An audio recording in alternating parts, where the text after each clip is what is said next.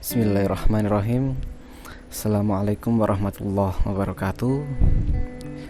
Pada pertemuan ke-9 kali ini kita akan membahas mengenai lanjutan dari struktur modal, yaitu terkait biaya modal atau cost of capital. Seperti biasanya, materi ini merupakan hasil kolaborasi antara saya dengan Ibu Happy Sista DVMM selaku dosen yang sama-sama mengampu mata kuliah manajemen keuangan syariah.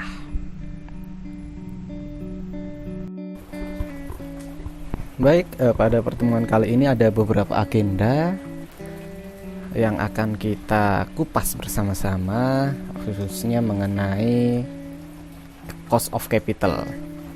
Akan tetapi sebelumnya saya tekankan bahwasanya pertemuan pada chapter kali ini kita akan sedikit lebih banyak mengulas mengenai biaya modal pada perusahaan umum atau pada perusahaan-perusahaan konvensional.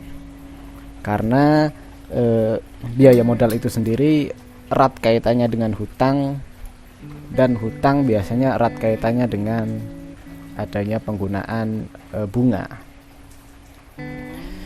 Baik, agenda yang pertama kita akan membahas mengenai pengertian biaya modal.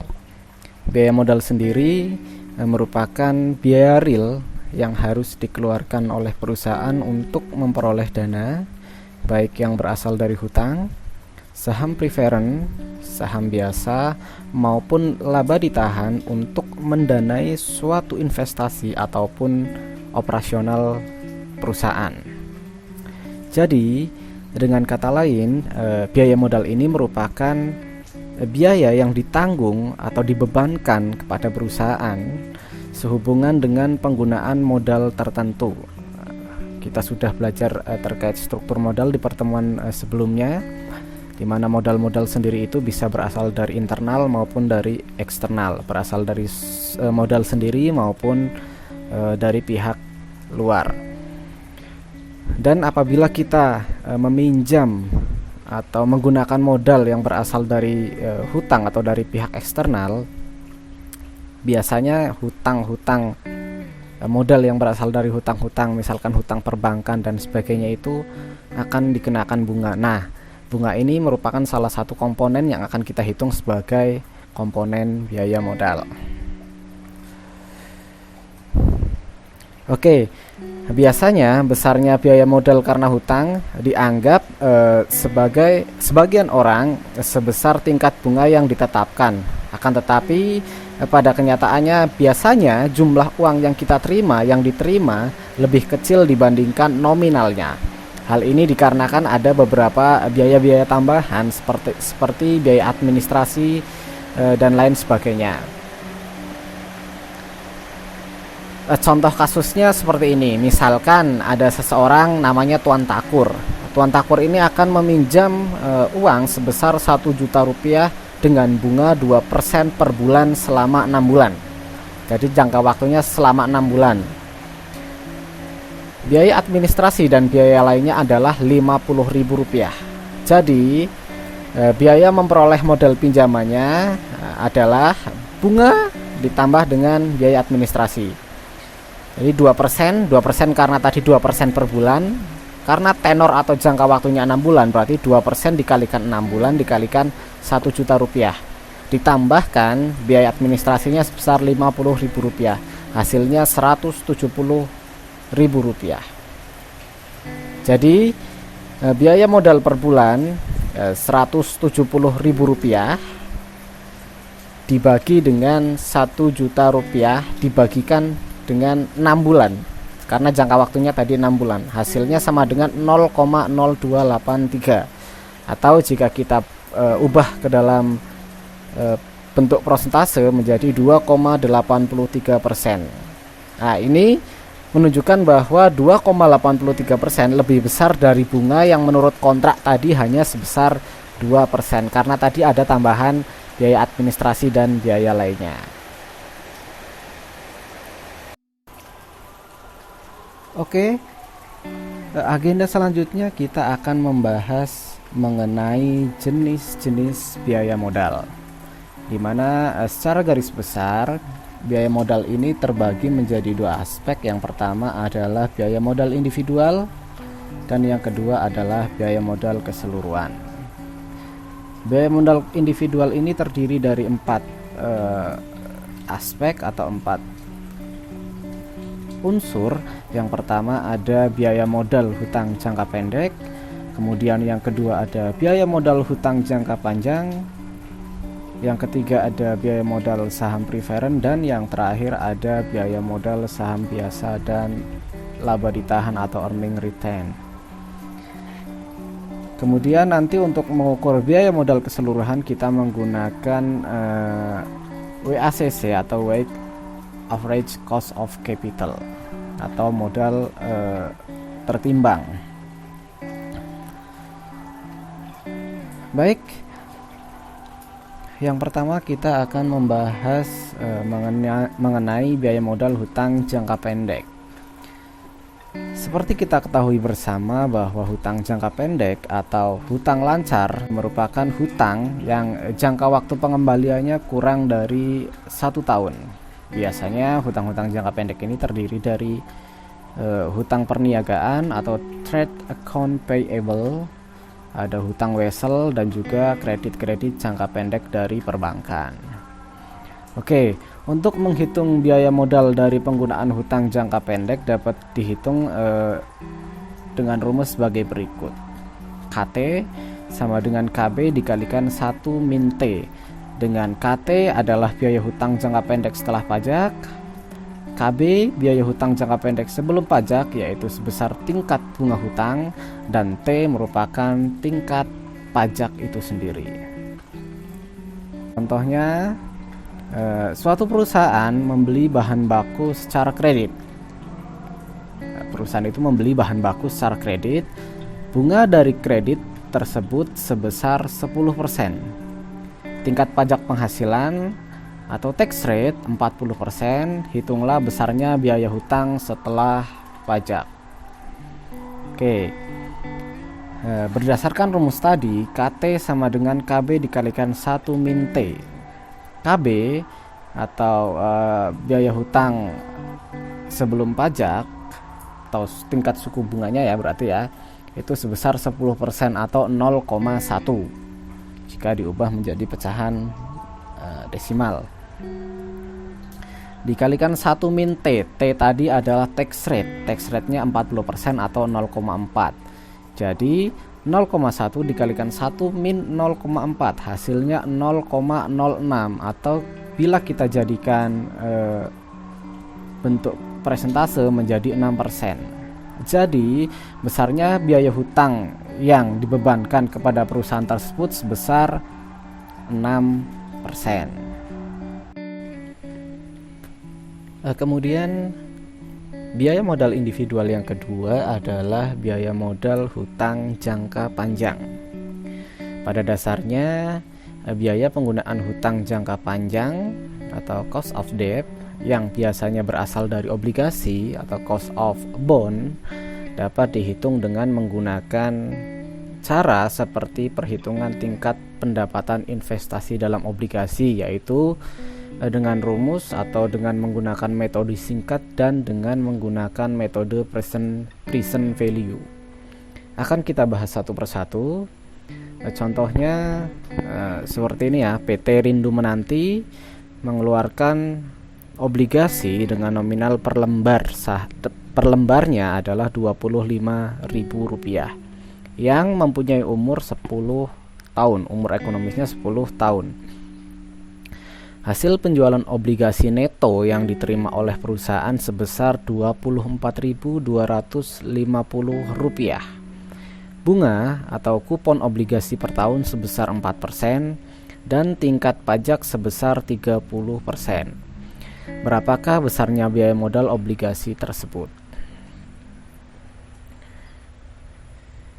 Oke, tadi sudah dijelaskan bahwa ada dua metode untuk menghitung biaya modal hutang jangka panjang. Yang pertama adalah metode singkat atau rumus singkat. Metode singkat yaitu menggunakan rumus KD sama dengan 1 plus N min NB per N kecil dibagi NB plus N besar dibagi per 2, di mana I merupakan bunga hutang jangka panjang atau obligasi 1 tahun dalam rupiah, kemudian N merupakan harga nominal obligasi, NB merupakan nilai bersih penjualan obligasi, dan N kecil merupakan umur obligasi.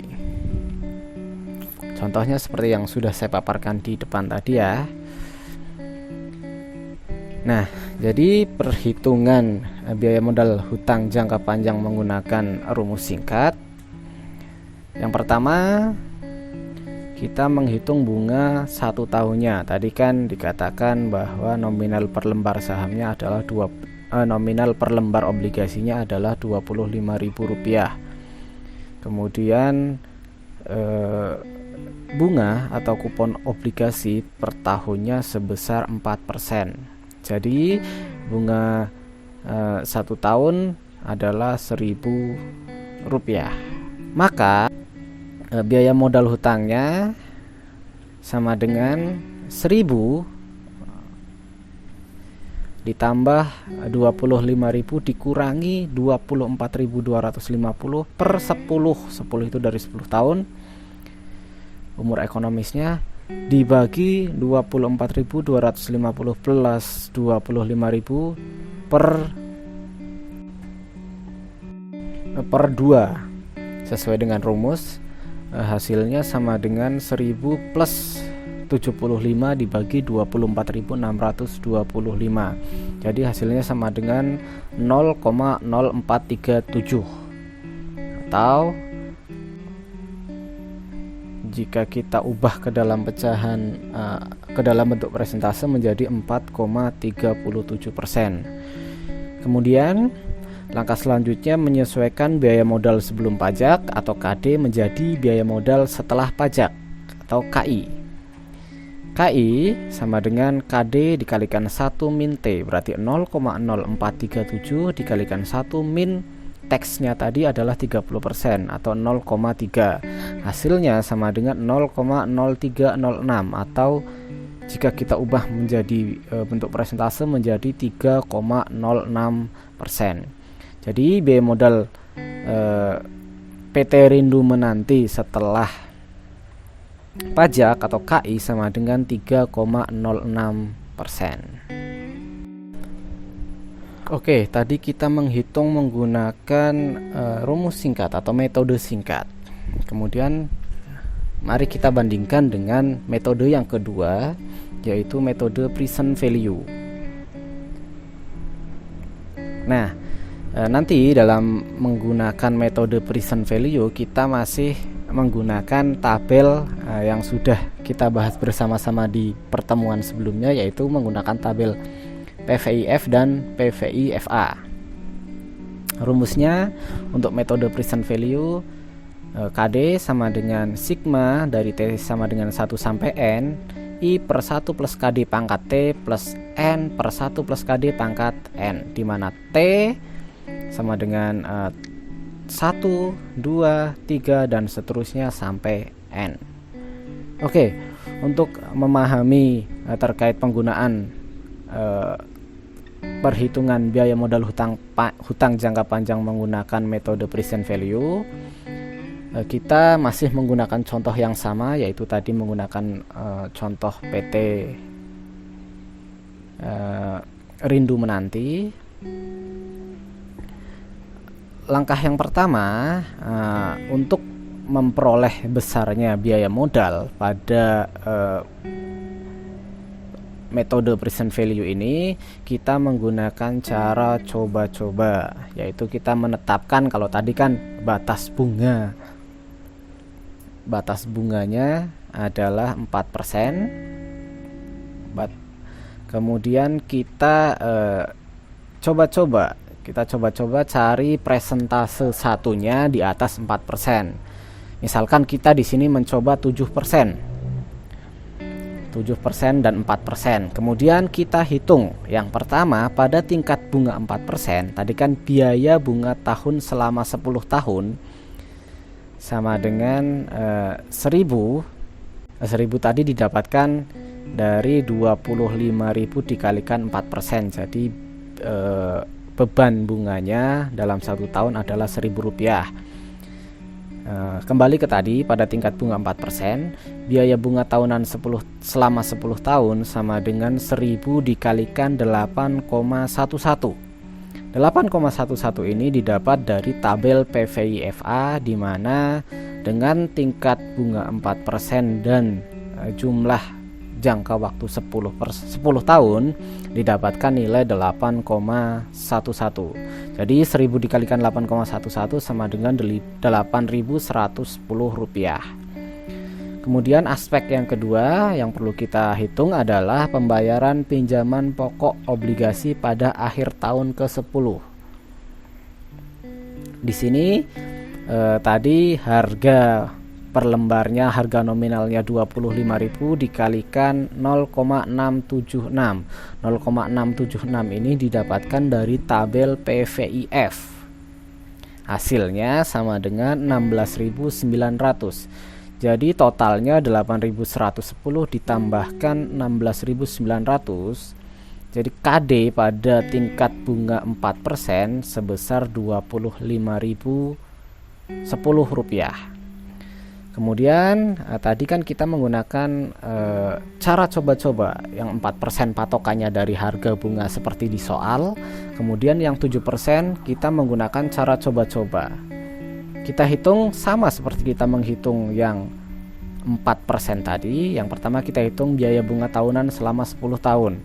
Sama, biaya bunganya 1000 dikalikan 7,024. 7,024 ini diperoleh dari tabel PVIFA. Caranya sama seperti pada tingkat bunga 4%. Hasilnya 1000 dikalikan 7,024, hasilnya 7.024. Kemudian pembayaran pinjaman pokok obligasi pada akhir tahun ke-10 pada tingkat suku bunga 7%, hasilnya sama dengan 25.000 dikalikan 0,508. 0,508 ini diperoleh dari tabel PVIF. Hasilnya sama dengan 12.700. Jadi KD atau biaya modal pada tingkat bunga 7% sebesar 7.024 ditambahkan 12.700 rupiah sama dengan 19.724 rupiah. Selanjutnya, setelah kita mengetahui atau memperoleh besaran nilai dari biaya modal atau KD tersebut, kita melakukan interpolasi antara bunga 4% dengan bunga 7% yang coba-coba tadi. Nah, pada bunga 4%, present value outflow-nya tadi kan 25.010. PV outflow ini didapat dari nilai KD tadi. Kemudian PV inflows itu sama seperti di soal, bahwasanya hasil penjualan obligasi netonya itu 24.250. PV inflows baik di 4% maupun 7% nanti hasilnya sama dengan 24.250 rupiah. Kemudian PV outflows pada bunga 7% sebesar 19.724. NPV ini merupakan selisih antara PV outflow dikurangi PV inflows. Hasilnya pada tingkat bunga 4% NPV-nya sama dengan 760. Sementara pada tingkat bunga 7% hasilnya sama dengan 4.526. Nah, kita hitung selisihnya selisih antara 4 dan 7 berarti kan 3%. Kemudian selisih antara PV outflow-nya 5.286 dan NPV-nya pun sama 5.286. Kemudian dengan menggunakan rumus interpolasi didapatkan nilai KD sama dengan 4%. 4% adalah tingkat suku bunganya, ditambahkan nilai dari NPV 4% 760 dibagikan selisihnya 5.286 dikalikan selisih bunganya yaitu 3%. Hasilnya didapat 4% ditambahkan dengan hasil perhitungan tadi 0,43%. Hasilnya sama dengan 4,43%. Nah, 4,43% ini biaya obligasi sebelum pajak atau KD. Maka kita perlu menghitung biaya obligasi setelah pajak atau KI. Hasilnya sama dengan 4,43% dikalikan 1 min 0,3. Selisihnya 0,3. Hasilnya sama dengan 3,10. Nah, di sini memang terlihat ada perbedaan perhitungan antara menggunakan metode singkat dengan metode present value. Di mana tadi menggunakan metode singkat hasilnya sebesar 3,06, sedangkan menggunakan metode present value ini menghasilkan 3,10. Ada selisih 0,04%. Selisih ini merupakan atau imbas dari pembulatan angka, di mana tadi kan kita menghitung rumus interpolasi ini menggunakan beberapa pembulatan sehingga mengakibatkan adanya perbedaan-perbedaan tersebut. Tapi ini masih dalam bentuk yang wajar. Oke, terkait biaya modal hutang jangka panjang, perhitungannya menggunakan dua rumus tadi, menggunakan rumus singkat dan rumus metode present value. Hasilnya masih sama-sama. Baik, sebelum melanjutkan biaya modal individual lainnya, di sini ada diskusi kelompok, yaitu mengenai soal biaya modal obligasi. Soal pertama, nanti kurang lebih ada 2-3 soal yang akan didiskusikan oleh teman-teman semuanya. Nanti untuk ketentuannya akan saya jelaskan di akhir video ini.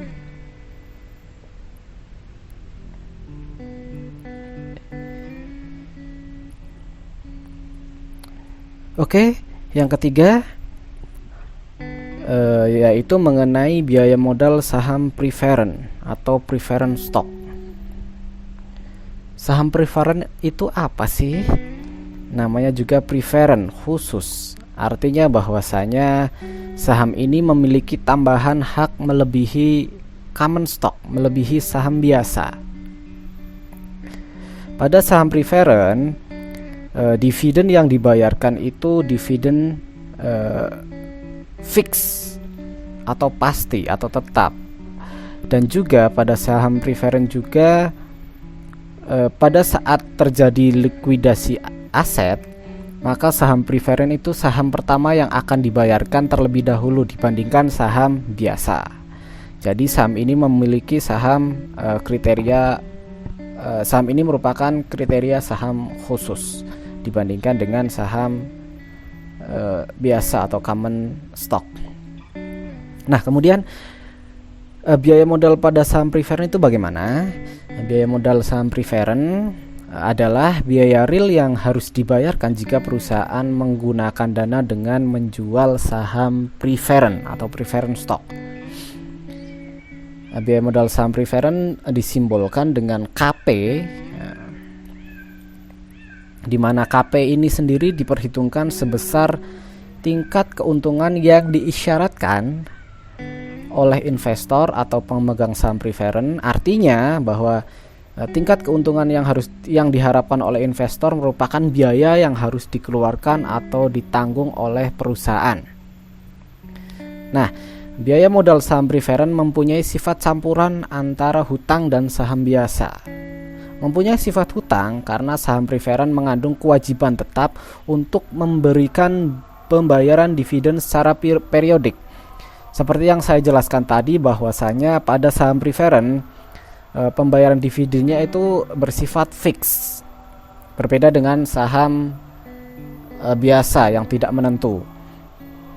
Kemudian selain mempunyai sifat hutang, saham preferen juga memiliki sifat seperti saham biasa, karena saham preferen merupakan bukti kepemilikan perusahaan yang mengeluarkan saham preferen tersebut. Jadi sifatnya sama seperti saham biasa, cuma saham preferen ini mempunyai keistimewaan tertentu seperti tadi dalam likuidasi aset dan juga dalam pembayaran dividennya.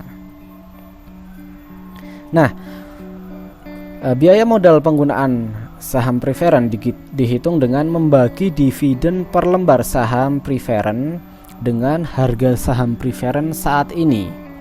DP dibagi PO. Oke, KP, rumusnya KP sama dengan DP per PO, di mana KP sama dengan biaya saham preferen, DP dividen saham preferen, dan PO merupakan harga saham preferen saat penjualan. Nah, kemudian apabila ada biaya penerbitan saham atau fluctuation cost, maka biaya modal saham preferen dihitung atas dasar penerimaan kas bersih yang diterima atau P-net. KP sama dengan DP dibagi P-net. Contohnya, misalkan PT TikTok menjual saham preferen dengan nominal Rp15.000. Harga jual saham preferen sebesar Rp18.900. Dividen tiap tahun sebesar Rp1.500, di mana dalam menerbitkan saham preferen ini PT TikTok mengeluarkan biaya penerbitan saham atau fluctuation cost per lembarnya sebesar Rp150. Jadi biaya saham preferennya dihitung dengan 1.500 itu tadi dividennya dibagi 8.900 itu merupakan harga jualnya dikurangi 150 tadi merupakan biaya penerbitan sahamnya. Hasilnya sama dengan 0,08 atau 8%. Nah, biaya modal tersebut sudah merupakan biaya modal setelah pajak, karena perusahaan dalam membayarkan dividen itu dibayarkan kan setelah dibayarkan dari laba setelah pajak. Oleh karenanya perusahaan pada posisi itu sudah membayarkan pajaknya. Jadi biaya modal ini merupakan biaya modal setelah pajak.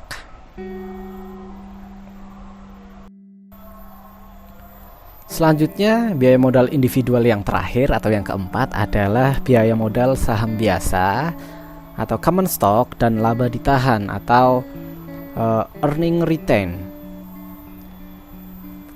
Biaya modal saham biasa dan laba ditahan atau biasa kita sebut dengan biaya modal sendiri, cost of equity, biaya ekuitas, disimbolkan dengan KE, merupakan biaya yang dikeluarkan oleh perusahaan yang memperoleh dana dengan menjual saham biasa ataupun menggunakan laba ditahan untuk investasi. Kalau saham biasa saya yakin atau saya rasa rekan-rekan sudah tahu semuanya saham. Kemudian terkait dengan laba ditahan di sini merupakan laba yang tidak dibagikan kepada pemegang saham. Artinya laba yang diperoleh oleh perusahaan kemudian digunakan lagi untuk operasional perusahaan, untuk ekspansi, untuk investasi lain, untuk melebarkan sayap-sayap perusahaan itu sendiri.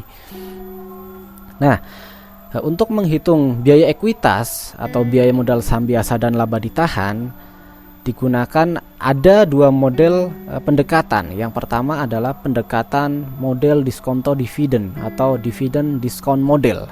Kemudian yang kedua adalah pendekatan CAPM, Capital Asset Pricing Model. Kita bahas satu persatu. Yang pertama adalah pendekatan dividend discounted model. Pada pendekatan dividend discounted model ini menjelaskan bahwa biaya ekuitas atau KE merupakan tingkat diskonto yang menyeimbangkan nilai sekarang dari keseluruhan dividen per lembar saham yang diharapkan di masa yang akan datang. Sehingga biaya modal merupakan faktor diskonto dari dividen yang ada. Rumusnya seperti ini. PO sama dengan D1 per 1 plus KE pangkat 1 sampai D tak terhingga per 1 plus KE pangkat tak terhingga, atau PO sama dengan sigma T sama dengan 1 sampai tak terhingga DT dibagi 1 plus KE pangkat T, di mana PO merupakan harga pasar saham biasa, DT dividen yang diterima untuk periode T, KE merupakan tingkat keuntungan yang disyaratkan oleh investor. Nah, kemudian jika dividen yang diharapkan mengalami pertumbuhan atau growth sebesar G per tahun, maka biaya ekuitas berubah atau ditambahkan ya menjadi PO sama dengan sigma T sama dengan 1 sampai tak terhingga D0 dikalikan 1 plus G pangkat T dibagi 1 plus KE pangkat T. Kemudian apabila diasumsikan bahwa biaya ekuitas lebih besar daripada tingkat pertumbuhan dividennya, maka rumusnya menjadi P0 sama dengan D1 merupakan dividen pada tahun pertama dibagikan KE per growth, di mana D1 sama dengan D0 dikalikan 1 plus G, 1 plus pertumbuhannya, sehingga rumus biaya ekuitasnya menjadi KE sama dengan D1 per P0 ditambahkan growth dengan G sama dengan growth atau pertumbuhan, dan D0 merupakan dividen yang diterima pada waktu T sama dengan 0. Nah, untuk memahami rumus-rumus di atas tadi yang lumayan cukup banyak ya, di sini saya contohkan jika dividen saham PT Ingin Bahagia diharapkan tumbuh sebesar 10% per tahun, sedangkan dividen yang diharapkan pada tahun pertama sebesar Rp160 per lembar saham, dan harga pasar saham sekarang adalah Rp2.160, berapakah biaya ekuitasnya? Kita menggunakan rumus yang terakhir ya. Biaya ekuitasnya sama dengan D1 dibagikan P0 ditambahkan P0 atau PO plus growth-nya. Berarti 160 dibagi 2160 ditambahkan growth-nya tadi 10%. Hasilnya 0,074 ditambahkan 10%. 0,074 itu 7,4% ditambahkan 10%, hasilnya sama dengan 17,4%. Jadi biaya ekuitas PT Ingin Bahagia tersebut sebesar 17,4%.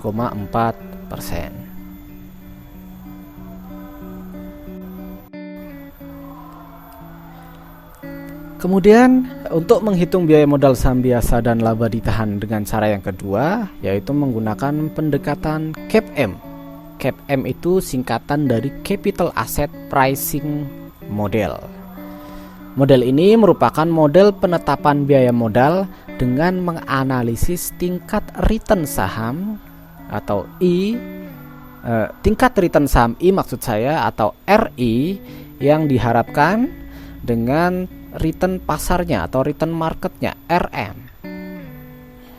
Besarnya tingkat return saham yang diharapkan oleh investor ini merupakan biaya modal yang harus dikeluarkan oleh emiten.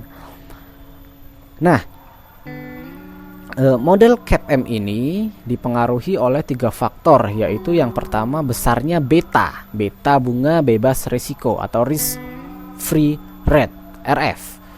Kemudian yang kedua, risiko sistematis yang ditujukan oleh koefisien beta itu sendiri, dan yang ketiga premium risiko pasar yang ditujukan oleh selisih antara return pasar dengan return saham RM dikurangi RI.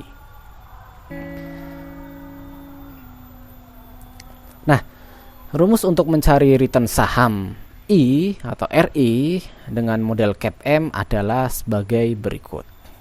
RI sama dengan RF ditambah RM min RF dikalikan beta I, di mana RI merupakan tingkat return saham yang diharapkan atau return ekspektasian, return yang diharapkan.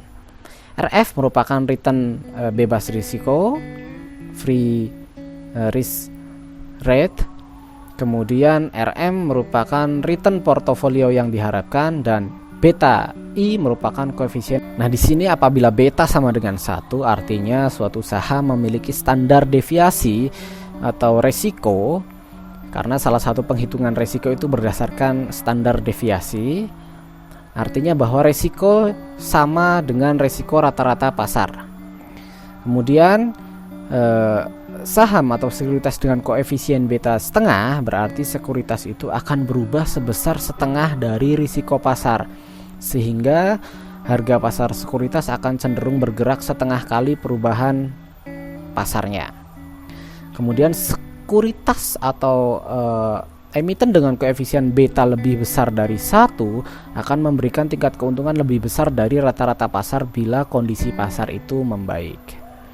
Nah, contohnya untuk perhitungan tingkat return saham yang diharapkan atau RE, contohnya sebuah perusahaan melakukan investasi pada saham Anu.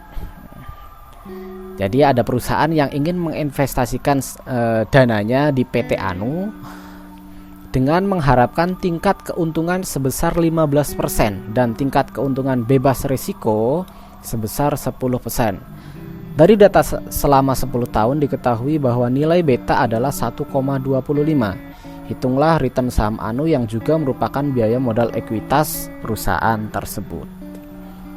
Jadi return saham Anu atau biaya modal ekuitas perusahaan tersebut adalah RI 0,10 ditambah 0,15 dikurangi 0,10 dikalikan 1,25. Hasilnya 16,25%. Jadi biaya modal ekuitas perusahaan yang akan menginvestasikan dananya di PT Anu tersebut sebesar 16,25%.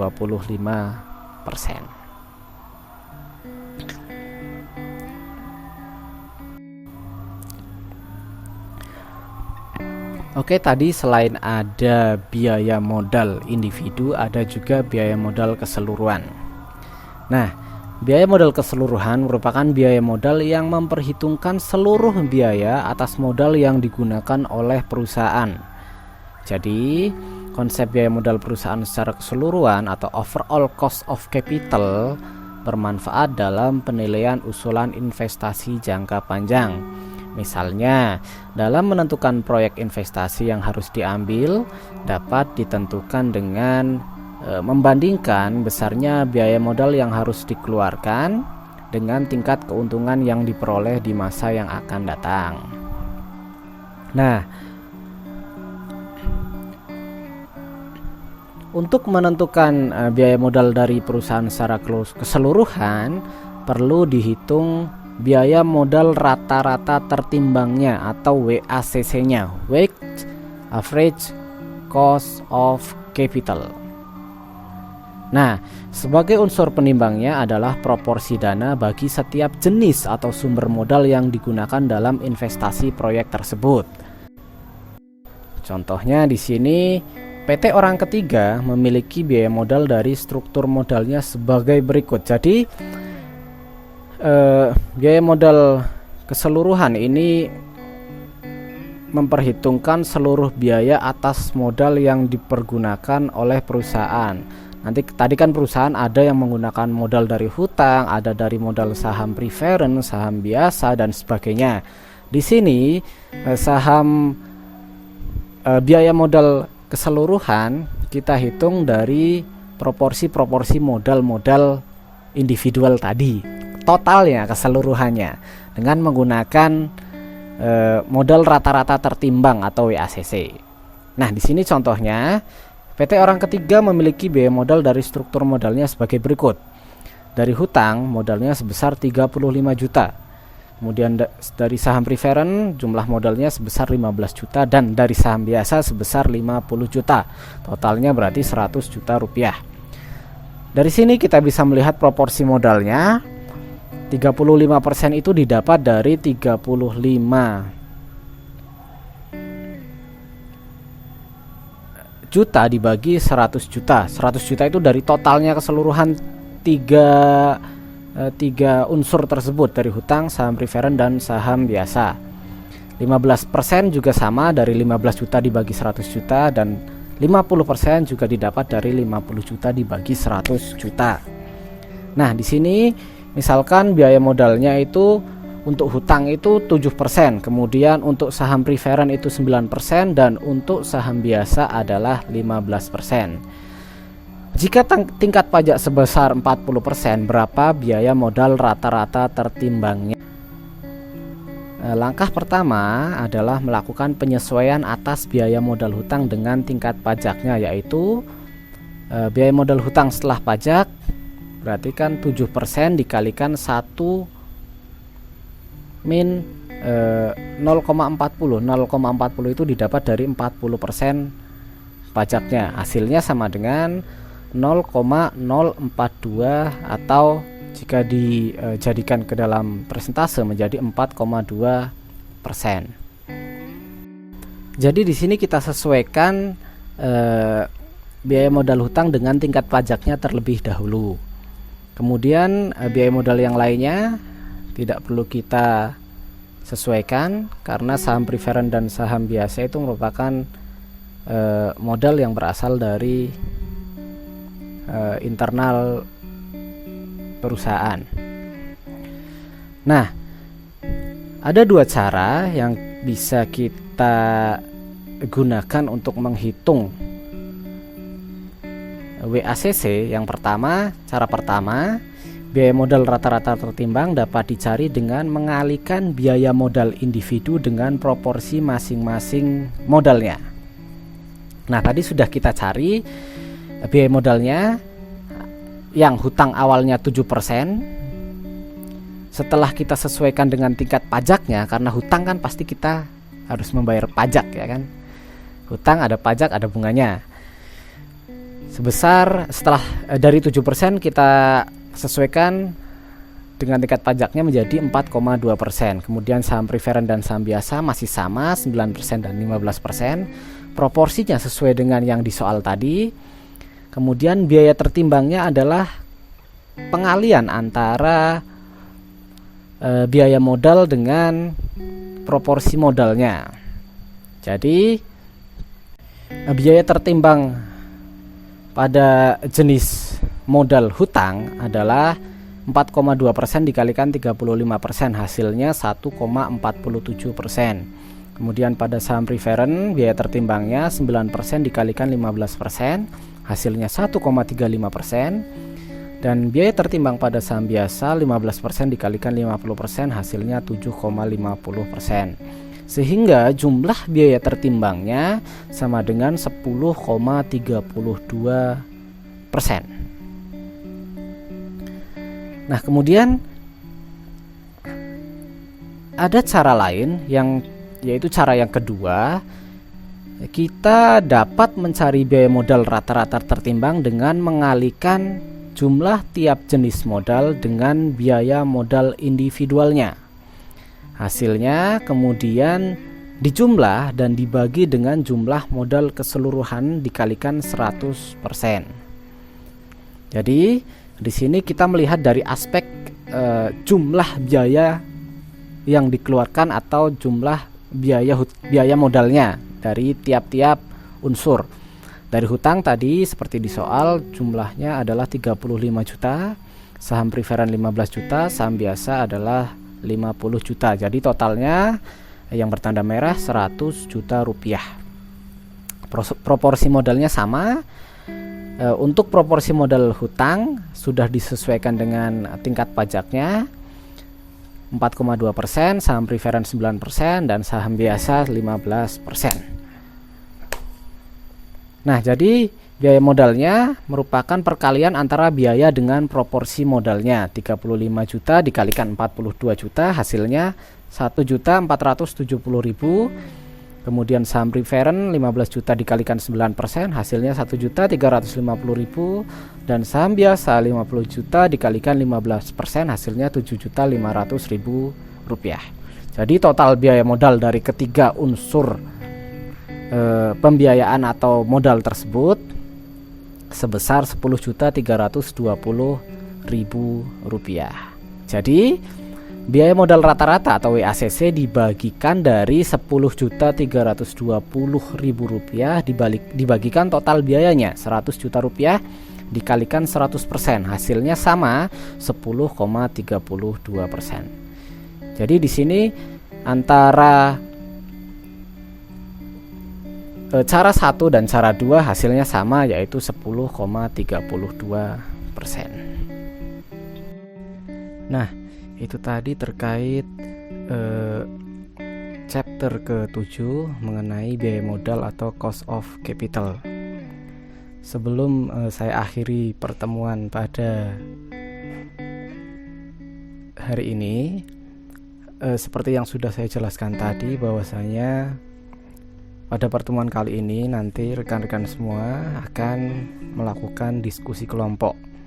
Ketentuannya yang pertama, setiap kelompok nanti terdiri dari 4 sampai 5 mahasiswa. Untuk anggota kelompok silahkan bisa ditentukan sendiri atau nanti bisa ditentukan oleh komting atau koordinator kelas. Kemudian ketentuan yang kedua, setiap kelompok memberikan hasil diskusinya dan pengerjaannya paling lambat 5 hari setelah pelaksanaan perkuliahan. Jadi misalkan kalau untuk kelas yang hari Senin, maka paling lambat pengumpulan hasil diskusinya adalah hari Sabtu.